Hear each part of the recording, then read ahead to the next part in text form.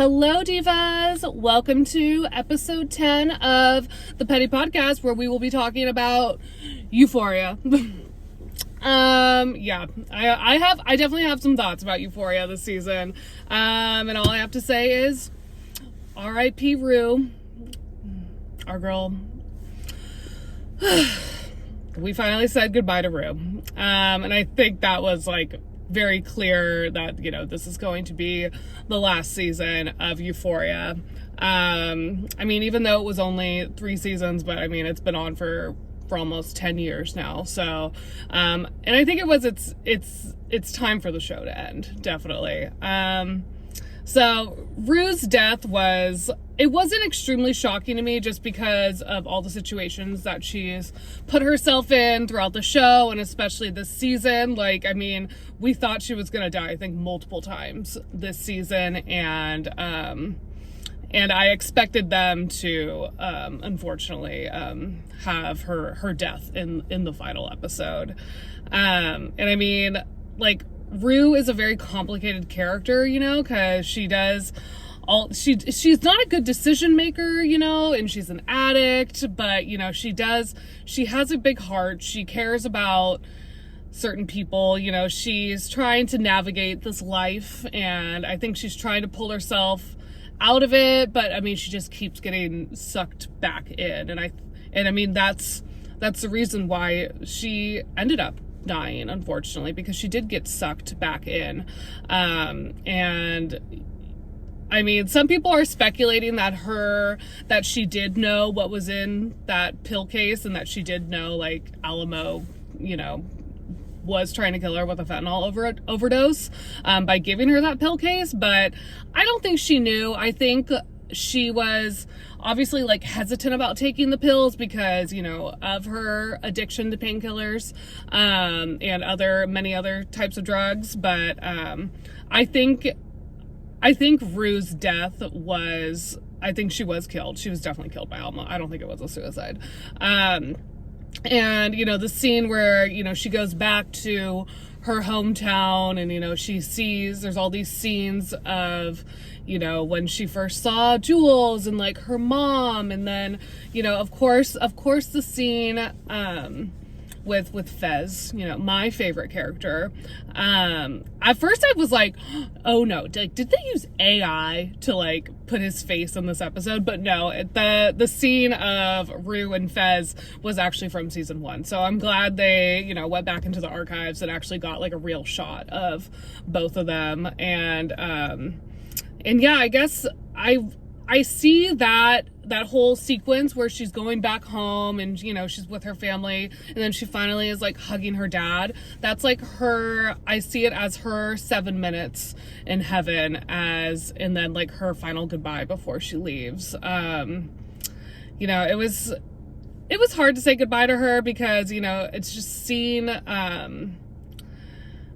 the story is about addiction. This whole season definitely is about, struggles with addiction and everything. And, addiction is a disease. It's a very complicated thing to go through. I've watched some people in my life deal with addiction, and, thankfully there's been a lot of positivity that comes, and they do get, they do heal, they do get better, they overcome their addiction. But also a lot of people don't overcome their addictions. And then I think that's what that's what they were trying to say with this episode, with Rue finally passing away because of her addiction, is that sometimes that's not a happy ending. And a lot of the times with addiction, it's not a happy ending. It's hard to overcome, substance abuse, and any sort of substance abuse. And I think that, showing Fez with her at the end, because Angus Cloud unfortunately passed away because of a fentanyl overdose. And it was kind of, it was definitely what's the word I'm looking for? you know, it's kind of like honoring him in some way too. And I saw Angus Cloud for one time in Oakland, like in real life, when I was walking down Broadway, I believe, and this was like in between season 1 and 2. So he was definitely recognizable, but I was walking by and I saw a guy on a skateboard. He was like tagging inside of a building, and I, you know, I didn't think anything of it. And then, but I saw the scar on his head, and I was like, and then we made eye contact, and like, I could tell like he knew that I like recognized him. I didn't say anything. I couldn't even say hi. Like, I was kind of like a little like starstruck, and then he like skateboarded away and everything. But yeah, it was cool that like I did get to see him one time in Oakland, and you know, at least I didn't disturb his peace. I try not to. I've seen some famous people, and I try to not like disturb their peace very much, because again, at the end of the day, they are people too. So Rue's death was really sad. You know, it's a sad story of addiction. And then, you know, Ali's redemption for Rue. I wasn't expecting like him to do something like that. So I thought that was probably one of the best parts of the whole season, was him, you know, giving, you know, redemption to Rue's death. And also, like, I love Coleman Domingo. I am obsessed with Coleman Domingo. I think he is such a great actor. And like, also, I just love, like, he seems like such a really deep and like sensitive person. And also, like, I just love his fashion sense. Like, that's kind of like what like drew me to Coleman Domingo. And I became a fan of him, like, because of like his fashion on the red carpets and everything. But yeah, Ali's redemption on Rue, you know, he went into Alamo's, you know, what did they call the strip club? Whatever, Alamo strip club. And then he shot everyone up. And then also Bishop was the reason why that Alamo eventually died, because his gun didn't have any rounds in it. So I kind of knew like Bishop always had something up his sleeve, but it was very clear that he had feelings for Maddie. I wasn't expecting him to have feelings for her, but I mean, I guess that's what that whole scene illustrated. And maybe he was just done with Alamo's bullshit, you know, like he was a human trafficker, you know. It wasn't like he was just running a strip club. Like, he was also trafficking these women, and they were dying. So, I mean, people like that deserve to die. So, I mean, I'm glad there was some sort of redeeming quality to the show. And then, you know, going back to like Maddie, like, absolutely love her character. And I guess her and Cassie have some sort of rekindling of their friendship. Even though I don't think Cassie deserves Maddie's friendship at all. I think Cassie is a terribly selfish person. She's very deeply disturbed, never takes accountability for her actions, you know, all those things. Well, I'm just like not a Sydney Sweeney fan at all, for obvious reasons. You know, I like, you know, obviously the story of like, you know, like, despite everything, you know, they have each other, you know, there's, you know, you have your best friend at the end of the day. But I mean, there was a lot of, you know, mess around that relationship. So I don't think it's a very healthy friendship for either of them. But, you know, I guess it was a kind of a happy ending for the two of them. They both didn't die. And then Cassie definitely got what she deserved. Like, she got her big house, you know, she has her fame and her following through OnlyFans. But again, at the end of the day, she's alone. And like, I think when you keep chasing things, and when you keep, you know, thinking about yourself and not thinking about like the people around you that actually do care about you, you end up alone. And that's exactly what happened to her. And then her sister Lexi, like, I did not like what they did with her storyline. I think that, like, she's just annoying in this season. Like, I really like Lexi's character, like, in the other two seasons. And, you know, because she was kind of like an outsider from everyone. And, you know, she's like always like, you know, seeing what they're doing and like judging them. But like, I wish they could have like made her more of like some sort of like a feminist ally to them. like Cassie and Maddie and Rue. Like, I just thought, like, I just didn't like how she was just judging everyone, and she was just being really irritating, and basically I just think Lexi sucks. So I didn't like her character arc at all this season, and I mean, I guess that's how we're gonna leave her, that she sucks. And then also, what happened with Rosalia's character, Magic? Where did she go? She was not in the final episode whatsoever.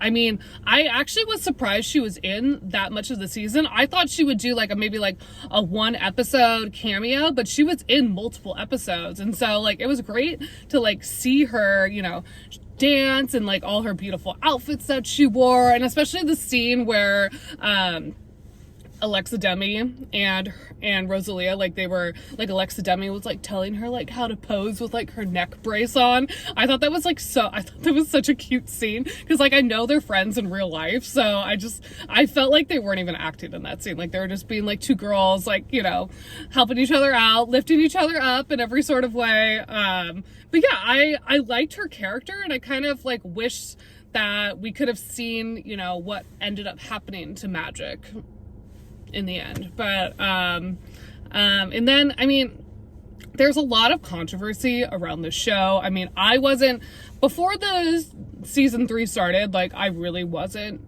excited about it because of Sam Levinson. And then finding out that he wrote all these scenes by himself without any other writers in the room, like that's disturbing, honestly, especially with how explicit some of these scenes are, especially with like the sexual scenes with like the women, and like the explicitive scenes with all the women in this season. Like the fact that he was alone writing about this is disturbing. Like, you like to write, I mean, like in no way am I like close to being a writer, but like now that, you know, I'm writing these episodes every week, like I do have to really like get into like, you know, like I'm really deep in my headspace when I'm writing these episodes. I'm not using AI either, okay? You know, and I imagine like if you're trying to like tell a story as deep as Euphoria, like you have to get into like almost get into a character space almost. And it's very disturbing to me that a middle-aged white man is writing all of these stories for, you know, people of color, you know, for the LGBTQIA community. It's like you should have other people in the room that, you know, that are people of color, that are from the LGBTQIA community. And it just really, it bothers me a lot. And like, especially like one scene in episode, I believe it was episode 4 with Kitty, like that was hard for me to watch. And you know, it's like some of the scenes I was like, why does that have to even be there? Like it was just shock value for me. You know, it didn't have to be there. Like I wish there was a woman, like women in the room writing for these, because most of the lead characters are female or queer characters. And so the fact that he was writing for all of them from his own perspective is deeply troubling for me. And I believe, I mean, honestly, the creative direction for season 1 and 2 was completely stolen by another woman. And, you know, and then this season they kind of like go away from the, you know, like the beautiful, like, you know, the colors and all the beautiful like lighting that they were like known for, because like, I mean, there was a lot of controversy about that, and people are obviously aware of the creative direction being a ripoff of some other woman's art. And so yeah, I almost feel like these, like it's obviously important that we're telling stories, you know, from people of color, from queer people, but I think when it's written by someone who is not either of those things, like it could come off as like you're exploiting them. You're exploiting those stories in a way. And to me, that's deeply disturbing. And I think Sam Levinson is just a deeply disturbing person in general. Like, there's so much controversy around him, and like his other work is kind of similar to Euphoria, where it's just like, it's a lot of shock value, and it's just, I don't know. It's kind of like when Euphoria first came out, like, it was very shocking, like, you know, especially like, you know, how they dressed and, you know, like everything that they were showing on the screen, like, it was very shocking at the time. But like now that, you know, we kind of see that more in the media, it's a little bit more normalized, you know, it's just kind of like, okay, like, been there, done that. Like, give us something more. Give us, you know, like, give us something a little bit more dynamic than just like, okay, we're gonna show Cassie with looking like a baby and with a binky in her mouth, and like, you know, doing the happy baby pose that, you know, people do in yoga. Like, I don't know, like, it just, you know, it just doesn't, I don't know. It's not, at that point, it's not art for me. It's just disturbing. You know, it's just some dude, you know, writing all of his fetishes out and calling it a show. So, I mean, yeah, I just have many issues with Sam Levinson for sure. You know, and then going into my favorite character of the whole show. Well, okay, rewind. My favorite character of the whole show was Fez. I love Fez. And I think with his character, it was, you know, he's a character that I didn't expect to love. But, you know, like, but again, his character, I use the word dynamic a lot. I love dynamic characters where they're not necessarily bad, but they're not necessarily good. And like, you know, because that's how life is, you know, people are dynamic. Like, we're not all good, we're not all bad. You know, obviously some people are more bad than good, that's for dang sure. But with Fez's character, he was such a lovable character. Like, he was so caring to Rue in like her darkest moments, and you know, he had a big heart. And I believe, you know, Angus Cloud was the same way. Like, he had a big heart, but unfortunately, like, life didn't give him like the best cards, you know, to play with. And so yeah, he was definitely my favorite character. But, you know, close second was Maddie, Miss Alexa Demi. Like, just first of all, like, I just love her character. Like, again, like, she's very, like, you know, she's very aggressive, protective, but like, also, like, you know, she deeply cares about the people. She does that because she deeply cares. And I think I see myself a little bit in her, especially now that, like, I'm a little bit older, and like, because I am deeply protective of the people that I love, and like, I will do basically anything for the people that I love. Like, I will protect them at all costs, and I see myself in her a little bit because of that. And, you know, and she has a big heart, but she just has this like tough outer shell that she has to put on. She has to put that on for the life that she's living, you know? And she's obviously, her character's been through a lot. And I mean, and then also her character is great, but like, also like her makeup and her costumes, like, oh my gosh. Like, the scene when she first sees Cassie, like, oh my gosh. Like, I just love that. She's wearing a fur coat in LA. She's got her huge square sunglasses on. You know, she's wearing kind of like amber and like, you know, black and brown. And I'm like, oh, this girl, like, she has those, I love her, like, beautiful, like, eyes, you know, with like all the dark makeup and everything. Like, she literally looks like a real life Bratz doll. I think that's another reason why I love her so much, is because she literally reminds me of Bratz dolls, because I was obsessed with Bratz dolls when I was growing up.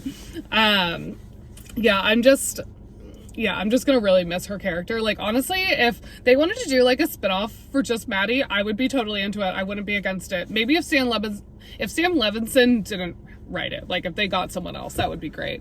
But I know Alexa Demi, like, she kind of is comfortable, like, not being ultra famous, and which I respect that decision, because I would hate to be ultra famous as well.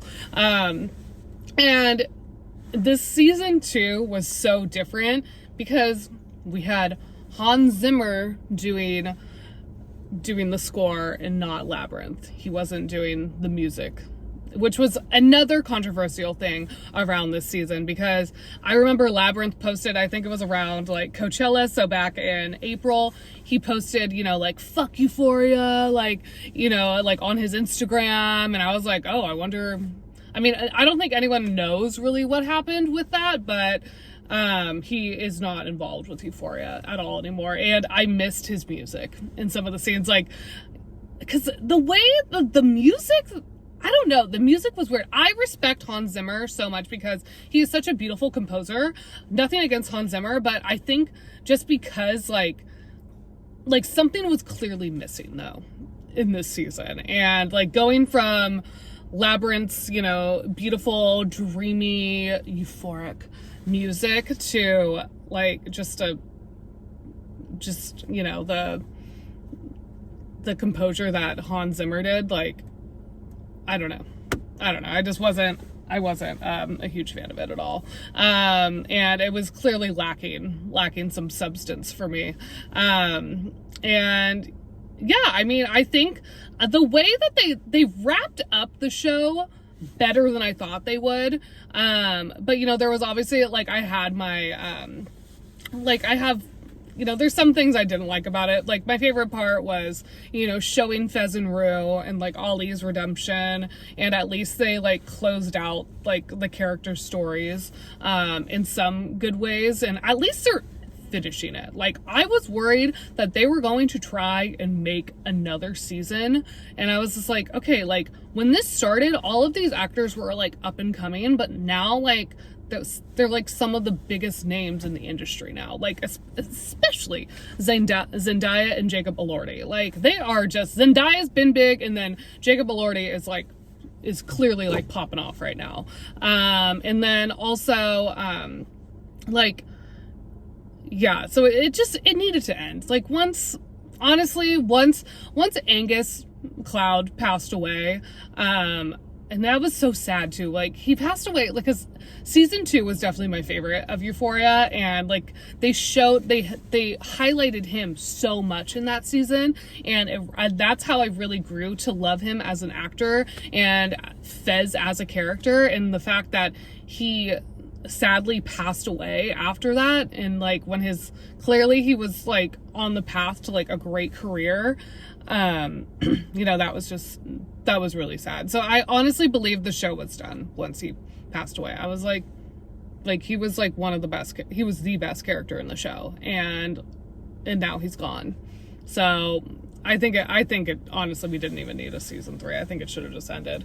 And yeah, there's just too much controversy around the show. Again, like, I'm just happy it's over. I'm happy it's done, because I had a really my biggest issue is just Sam Levinson, and just being, it just really bothers me. Like, that episode 4, like, really triggered me in so many ways. I don't want to say like what happened, but like, it just really, really triggered me. And I just feel bad for like the female characters of Euphoria, just because I didn't like how they were portrayed in such a sexual way. And I believe that like Sam Levinson just has like really weird fetishes that he wanted to put on screen. So he's just a deeply disturbing dude, and he can just, you know, maybe I probably won't ever watch anything that he ever works on again. So I'm done with Sam Levinson. I obviously like had to watch the last season because I've grown up with these characters, and, you know, I want to see how, you know, their story ends and everything. But yeah, like, it's done. I'm glad it's done. I'm glad it got its ending, and, you know, I think like, what can we take away from Euphoria? I think what we can take away is that I think just realizing that addiction isn't, you know, you're not a bad person if you have an addiction. And I think that, you know, there's a lot of reasons for people why they have addictions. And I think just I think it's important to like come alongside those people and like, you know, try to help them. And, you know, at least from my experiences with addiction, you know, it's just, you can't help someone if they don't want to help themselves, unfortunately. So, I mean, helping them as much as you can, but like also, sorry, someone just walked by and I like made eye contact with them. It really bothered me. Sorry, ADHD. So yeah, what I was saying about addiction. I think that, you know, we should be coming alongside people in our lives that might be struggling with addiction, but like at the end of the day, you can't help someone that doesn't want to help themselves. So knowing your personal boundaries, but also letting them know like, hey, like I'm here for you when you need me. So, you know, I think that that is really like my biggest takeaway from Euphoria, is like that they really did illustrate like how sad addiction can be. And so that is my Euphoria wrap up and my thoughts on Euphoria. I know a lot of people watch it. I know there's clearly a lot of, you know, controversy around it and everything. I know I'm not the only one with some of these opinions. So, put your opinions in the comments about what you thought about the episode, what you thought about the show in general. And yeah, please like, follow, and subscribe, to my YouTube, my Spotify, Instagram, and TikTok. I post most of my podcast content on my Instagram, and then I do like a little bit more content on my TikTok, at the Petty Podcast Official. And I will see you next week for episode 11. All right, bye-bye now.